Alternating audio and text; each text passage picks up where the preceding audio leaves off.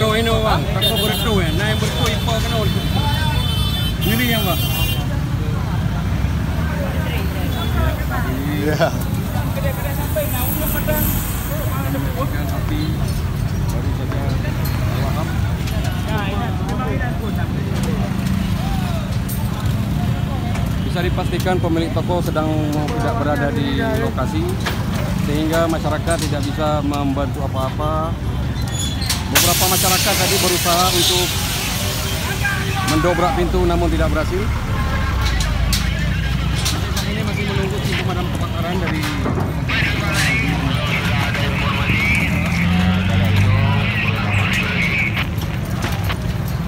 Bagi unit Amalda yang kalau bisa dengar itu jalurnya berada di Limutan, Mas.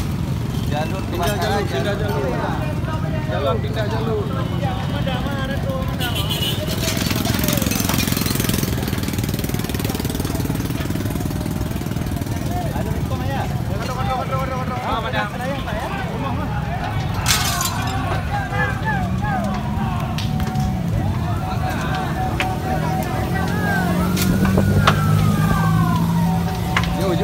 Jauh. Apa yang berdua?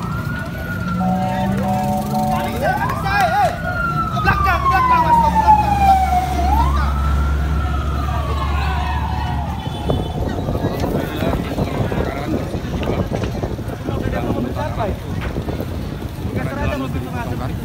Macet itu.